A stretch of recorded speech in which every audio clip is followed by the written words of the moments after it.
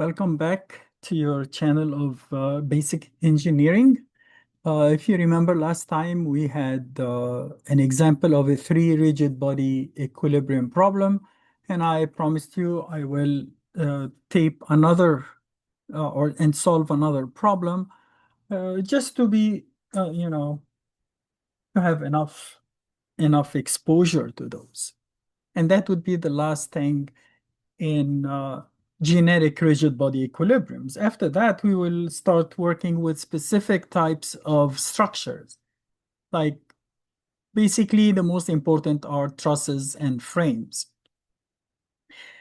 Okay, so in this case, we have um, a beam here, and this beam is attached by two cables, in fact, by a single cable that is turning around a smooth pulley, so there is no friction here.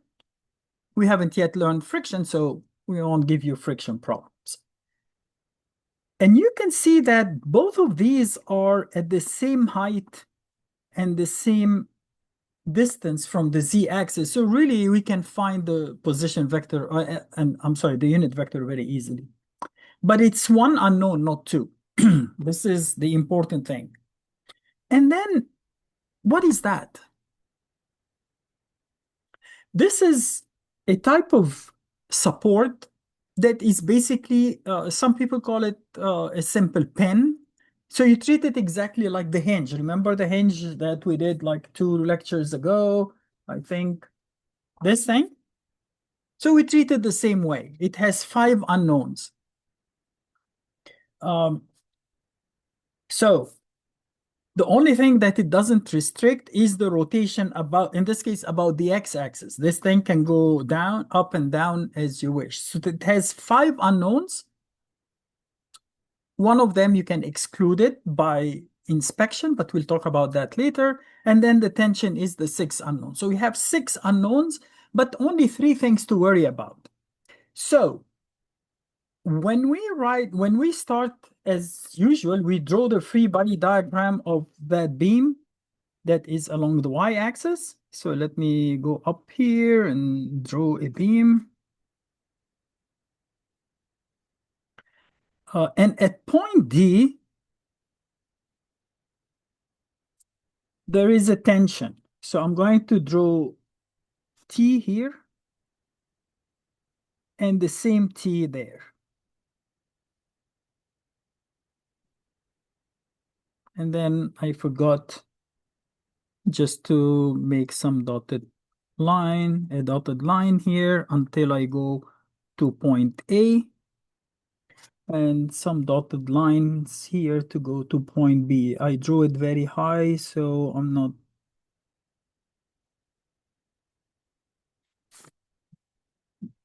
This is point B. And then somewhere in the middle, this is point C where I have the support. And then maybe we can call this point, we have A, B, C, D, so let's call it E, which is midway through this beam.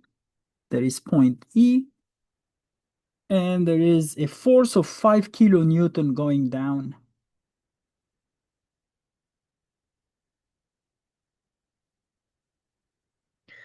I need to show, so I showed the tension, T and T. And then at C, we have 5 things. So let's draw the coordinate system first. So let's say this is my X. Here is the Z.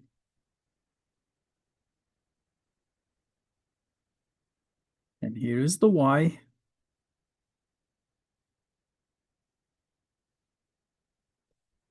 So I have, let's use a different color. We have CX. We have CY. We have CZ. But we don't have a moment around the X, but we have a moment around the Y. So MCY, and a moment around the Z going counterclockwise. So MZ.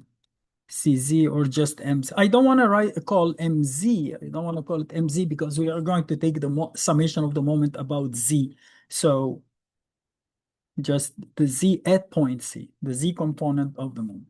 So that's a complete free body diagram. Maybe also we wanted to show the either the dimensions or better even the coordinates of each point. So point C is the origin. Okay, so C is 0, 0, 0. Point E is 4 along the Y, so it's 0, 4, 0. Point D is 8 along the Y. Here we assume, these 2 points intersect at, so maybe it's not drawn properly. They said 4 is the end of the beam, but here you can see that the attachment is not exactly at the end. So we will assume that that distance is 4, or that point is exactly at the end of the beam. It's not drawn properly, but that's what they mean. Or else, if you don't know where it is, there is no way you can solve the problem. So 0, 8, 0. Point B is in the xz plane, so the y is 0, right? -2 for the x, 0 for the y, and 3, the height is 3 for both, 3 for the z. And point A, instead of being -2, it's +2, 0, and 3.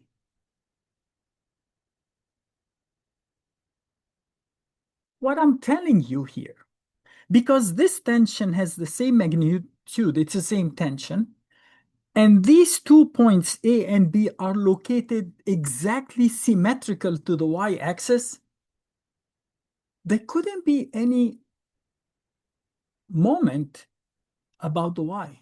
My is 0. By the way, you can say, and the load is exactly on the y-axis, so all the forces that you see here intersect the y-axis. Do you see that?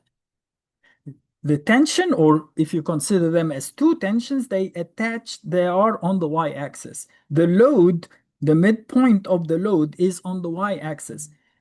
The reaction, um, Cx, Cy, and Cz are on the y-axis. Remember what we said? Well, we didn't say it specifically, so maybe now we're gonna elaborate on what we said with the particle equilibrium. We said if the forces intersect at a point, they couldn't produce rotation about that point. It's impossible.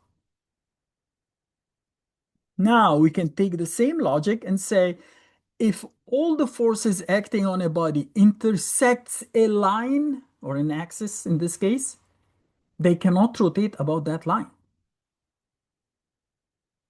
You see that? The body cannot rotate about the line if all the forces intersect the line. So I can ignore the my, and that's why MCY here is 0 by inspection. I only have 4 unknowns, the 3 components of the reaction, the tension, and the moment about the z-axis. Is there a rotation about the z-axis? I don't see it. Why? Again, because of symmetry. If this tension wants to rotate counterclockwise about the z, the other tension wants to rotate clockwise. And since they have the same magnitude and they are attached to exactly the same height on each side of the z-axis, their moment cancels each other and there is no mz. We are going to work the numbers, but I want you to see that if you start thinking engineering wise, if you start thinking how this thing behaves, you would find that you cannot rotate about the y-axis or about the z-axis just by inspection, and you have 4 unknowns, not 6.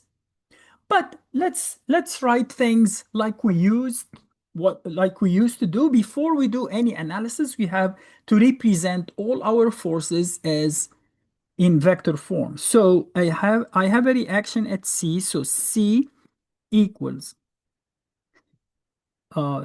CXI plus CYJ plus CZK. And you can add kilonewton at the end. I didn't use units when I wrote those, but because we are interested in just the components and the directions and stuff. Now, if I go to the tension, in fact, I know they are equally magnitude, but as vectors, they are different. So let's call this T1 and this T2. T1 has an unknown magnitude T times a unit vector. Again, with a pencil, I can say uh, I'm starting from point D, going to point A. So I'm going to write the coordinates of A at the bottom and the coordinates of D on the top and subtract. So I get -2, 8, -3. Again, I cannot simplify anything. So I'm going to write this as 2, comma, or I can write it -2i plus 8j minus 3k. And then I divide by the square root of the sum square. 4 and 9, 13. 13 and 64 is 77. So over root 77. But T2, I don't need to waste my time. Why? Because I know that the only difference is that its x is +2. I'm sorry, I think I did T2 here, not T1. This is +2, right? Because this is -2. But for the other one, it would be -2i plus 8j minus 3k over root 77, right? Since we call this T2, its x is negative. But it's the same magnitude, so when you square, it doesn't matter if you are squaring 2 or -2. So you get the same thing, but once with 2i, once with -2i. And the only thing remaining after that is the load. So the weight is along the negative z is -5 kilonewton K because, and that's it.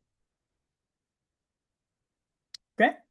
Now let's write the moment equation, the whole moment equation. So my equation would look like that. Summation of the moment. Again, I'm going to take the moment about C since there are three unknowns there, Cx, Cy, Cz. So when I take the moment here, I can find the tension. It's the only remaining unknown. Yes, as a vector, there are two, but as a force, it's just one. So summation of the moment about C equals 0.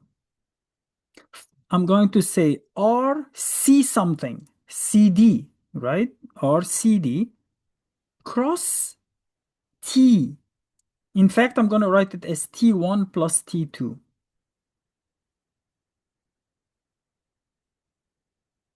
Okay? It's the same R, so why don't I just add them up and get done with it? Plus R CE cross the weight equals 0. Oh, I'm sorry. Here we haven't solved yet, so we don't know that these are zeros. So I'm going to say plus M C Y J, of course, it's a moment about the Y, plus M C Z K equals 0. So let's write them. RCD, going from C to D is 080. That's it. In fact, some people will say, can I factor the 8 out? Yes, you can, and make it 010. It's up to you. But it's not that important, right? It's not that hard. So for let's start with the tension. It's, yeah, we said 080, the middle row, 08. The top, of course, is IJ, IJ. And then the last is, you see here, both of T1 and T2 intersect or go to point D. So why not adding them together? You see, when you add them up, These two would cancel, so you get 0i. There is no reason to say 2i here and then use the same determinant and use negative 2 there. They cancel each other anyway. 16j, negative 6k, 0, 16. Okay? The tension as a magnitude is not known. And uh, here there is a root 77. So t over root 77, and that's r cross t. The weight, RCE is 040. Again, I can factor the 4 out. So I could have made that 8t and make that 1. I can make that 4 outside, or simply do I, j, k, I, j, 04004, and then the weight is 0, 0, -5. Again, I could have factored the 5 out and the 4 out and make it 20 and write this as 0, 0, 1, 0, or 0, 0, -1. But let's keep them as they are. Plus mcyj plus mczk equals 0. And now we are going to factor to expand. So we say t over root 77. Remember, we go in this direction, negative 48i, 0j, 0k, minus 0i, 0j, 0k. So only a moment about the x. There is no moment about the y, as we know, because the tensions are intersecting the y-axis and they are equidistant from the z. So the moment they produce about the z cancel each other. So you see, we could have known that from the get-go. Plus negative 20i, 0j, 0k, minus 0i, 0j, 0k.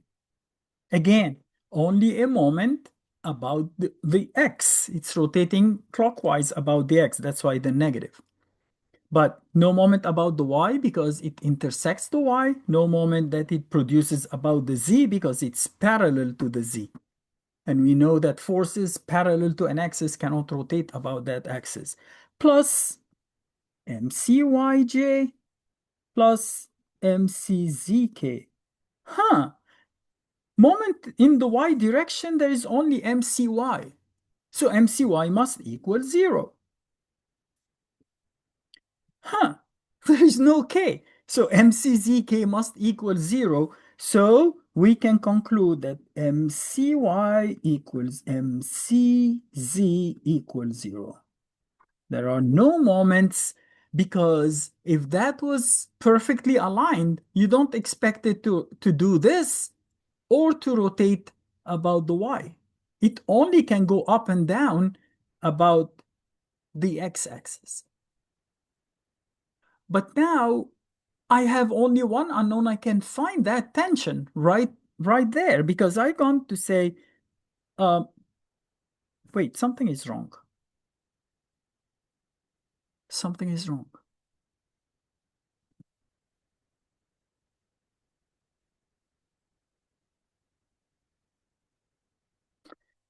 When we wrote the tension, we say you are going 2 and negative 2, negative, that's a negative 8, not an 8. Yeah, that's the tail. So I think we subtracted them backwards. I'm sure some of you caught that, but it's not live, so you couldn't tell me. the end point minus the beginning. So head minus tail. So this would be -2 minus 0 is so in fact I said minus and I wrote it positive. So that was plus. Oh, we were doing T1. So we said 0 minus, no, not 0. 2 minus 0 is 2. 0 minus 8 is -8. And 3 minus 0 is 3. So that's basically the other way around. This is negative. This is positive. This is negative. This is positive. This is positive. And this is negative. So when I add them up, these two cancel. I get -16 and +6. So when I do the math, I get +48,000,000. So it didn't matter. So that was 48. How did I catch that? Because this guy is negative. If that was negative and I move the negative to the other side, it would become positive and I will get a negative tension. Negative tension meaning the cable is compressed. The cable cannot be compressed. It can be, or the rope cannot be compressed. It can only be stretched. I apologize for that. It's, one of these days. Okay, so now we can, when we move this to the other side, we can say 48t over root 77 equals 20. When you equate the I components, that's the summation of the moment around the x-axis equals 0.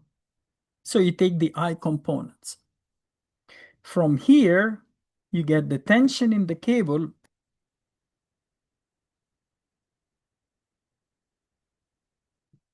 equals 20 root 77.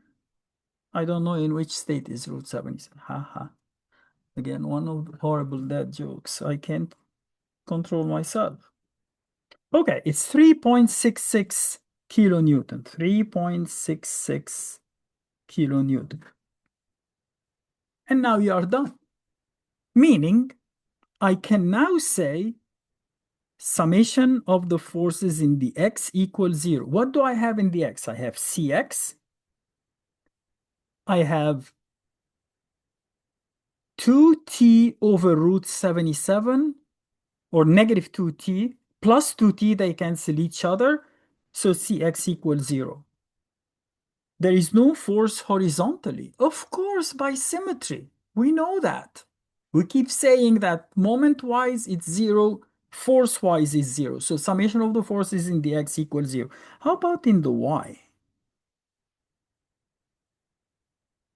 In the y, I have Cy, but these two don't cancel each other. I have -8t over root minus 8t over root, so equals 16t over root 77. Multiply this number by 16 over the square root of 77, and you get 6 2/3.